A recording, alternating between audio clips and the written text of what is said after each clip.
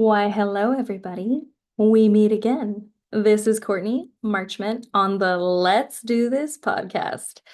Yes, this is the second time you are finding me on this podcast. If you are viewing me on YouTube, you will have a look at what I'm sporting. For those of you listening on Spotify, I am sporting a very hot mess look because that's the theme of today's podcast, hot mess. It is the end of June, and I don't know about you, but this time of year feels really stressful to me, like super anxiety inducing. And I know I'm not alone because I spoke to a bunch of friends this week who feel the same way. And let me clue you in on why I feel this way. So, hear me out. I'm someone who loves summer. And so, what I typically do is I plan summer from the time like New Year's hits in January. I'm like, great, what are we doing? What's the plan? I love camping. I love being outside. And where I live in Canada, it's kind of rare that we get many warm days.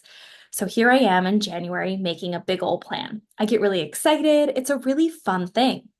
But then what always seems to happen is we get to right now, which is the end of June. We just had the summer solstice, which I love, the longest day of the year. And all of a sudden, it starts to hit me. Oh my gosh, here it is. I want to coin it like summer anxiety or pre-summer anxiety or like the hot mess zone or the time when I don't know what happens, but I just get a little wild with the what ifs. Okay, what if summer isn't what I think it's going to be? Or what if I'm not spending enough time with my kids? Or what if I didn't plan enough camping trips? Or what if we don't get enough sunny days? I mean, you get the idea. This is what it's like in my head. Can anyone relate? So essentially, what I wanted to do today was talk about this and really give you tips and tricks on what do I do to slow down and actually enjoy my summer and more importantly, get through this moment in time. So you're going to hear the 5 things that I've learned to manage this period of time. This podcast is sweet in terms of short and sweet. It is intentionally going to be a 20-minute podcast, if not shorter every time, because we're busy people, right? Like, let's get our shit together quickly. So here we go. Top of the list is let it be. Okay. So, as you probably know, if you listen to my first podcast, I am a coach. And one of my first lessons when I had my own coach was she said, Courtney, sometimes you just have to let it be. I mean, hopefully you know the Beatles song, Let It Be. And what she meant is this is oftentimes if I'm feeling this anxious or stressed, I go into this like ruthless investigative mode, almost like a crazy detective that needs to figure out, why do I feel anxious? Oh no, why do I feel weird? Why do I feel depressed? It's almost like I have to figure out the why to be okay with the emotion. But the trick is just being with the emotion. So oh, and that's my timer telling me, Courtney, don't go over time. So these are mindfulness-based interventions that reliably reduce stress, excuse me, and chronic pain. They're often as effective, or this technique is as effective as meditation or even medication. And it's simply this: let yourself be with what you're experiencing. It's not hard, but it is so scary. And this is what I work with my clients on a lot. They say, I feel anxious. I don't know why. I need to figure out the root of this. And yes, that's important. And yes, that's helpful. But the work is just being with that. So this week, I just keep saying, okay, you're feeling anxiety. Let it be. Sometimes I put on the Beatles song, Let It Be. Let that be your homework after you finish this, if this is you as well. And what happens is you're just observing what emotion it is without placing too much stress or meaning or pressure on it. I feel like when we put that extra pressure or meaning on it, we're saying that feeling's not okay. I need to figure out why I'm feeling it. And the flip is it's okay to feel this. Now let me just be with it for a chance versus trying to push it away. So, number one tip for enjoying this time period, if you're anything like me, is let it be. Let yourself be with that emotion. Number two is to slow it down. When we, especially me, get into this crazy hyperdrive, I try to do everything. Like it's almost as if I feel so uncomfortable in my body. I decide it's a great time to pick up a new hobby or wash the car or walk the dog or train the dog on not being aggressive. So funny. I actually just saw a meme that was totally my life. It said, growing up is having anxiety, having a dog, and having a dog with anxiety. That's me. So, as much as I can, I try to slow it down. So, when I notice I'm in that hyper vigilant state where I'm just like, I gotta do everything, I'm like, whoa, what would it be like if I was to slow the fuck down and take a breath? One thing that's really helped me actually is when I make myself a cup of tea, I have a tendency of not finishing it when it's warm. So, what I've been doing is I have to drink it while it's warm. And typically, what I choose to do while it's warm is read a book. It sounds so radical, maybe to you. To me, it did. Like in the middle of the morning, I'm going to stop what I'm doing for 15 minutes and read a book and drink a tea. But it's that gentle reminder to come back to myself, to come back to the moment and just slow down. And that is all it's about, truly. So if you have a ritual or routine that you're doing that you love, how can you integrate slowing it down a little bit? Whether it's a tea or a coffee, yoga, or a walk, that has helped me. Which leads me to number 3, which is stick to your routines. Now, if you would have met me last year, I would have laughed in your face if you told me, Courtney, you're going to have a pretty strict routine, which includes going to the gym every morning at 5:45. Yes, you heard it here first. I go to the gym 3 days a week at 5:45. I get yelled at by a fantastic British man while we listen to techno music. He is fantastic. I go to a class locally called Rich Life, and it's physically hard and mentally hard. I started going for to increase my strength, to be better or to feel stronger in my body, especially when I'm biking or skiing or just playing with my kids. So I live in a community where mountain biking and skiing are right out my back door. And you're catching me on YouTube, and I just mountain bike today. That's predominantly why I look like a hot mess. And one thing that's important to me is that I have a strong body in this moment to do the things I love. And also when my kids are better than me in like, I don't know, 2 years that I can keep up. And also all the research is showing strength training is one of the most important things that we can do, especially as women. So here I am starting this class at 5:45. This was back in September. And man, I was nervous. I felt like it was the first day of school.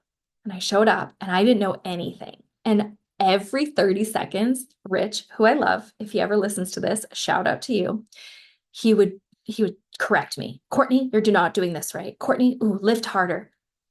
Squat deeper. Courtney, that is not a burpee. And I just went with it and I leaned really far into it. And I found a really beautiful community of fellow moms, mostly in my class, but people that are willing to stick to a routine to take care of themselves. So I went to improve my physical health, but I've stayed because it really helps my mental health. So that's what really helps me through this time is to stick to my routines. Well, the research says establishing new habits takes about 66 days, and consistent routines aid habit formation. So 66 days, that seems pretty long. But if you can commit to a routine that works for you, whether it's going to the gym, yoga, just going on a walk, or simply going to bed earlier, if you can commit to it for just over 2 months, then it sticks.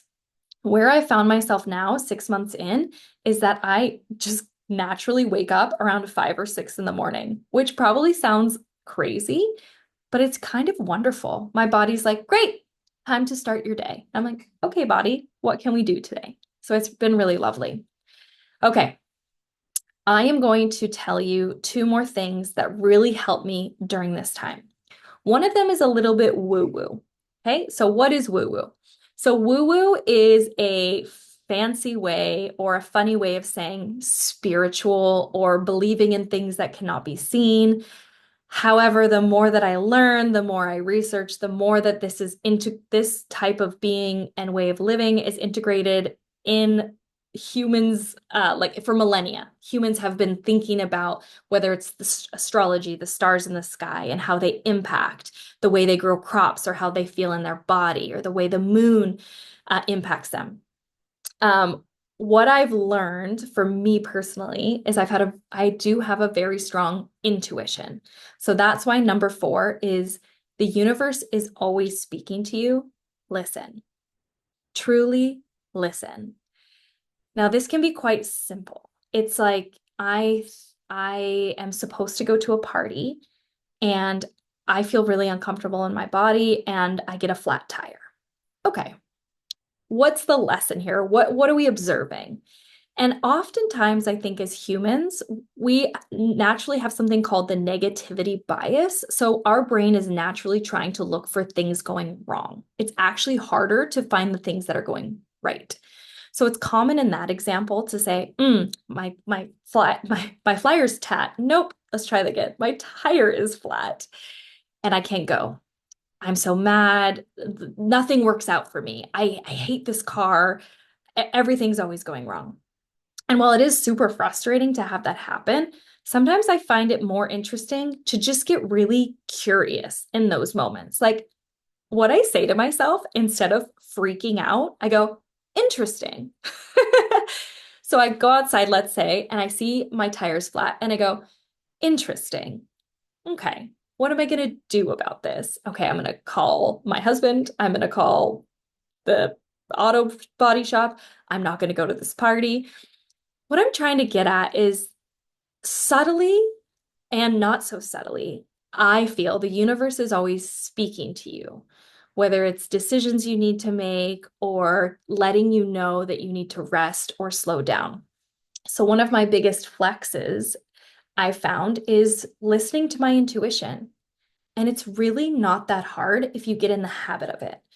So I find myself today knowing I need rest, knowing I need sleep, feeling this exhaustion, looking around, the universe is telling me, you need to clear your plate. For example, a bunch of clients canceled because they've have, whether have a couple of them have sick children and they need to take care of them, or some people had broken down cars.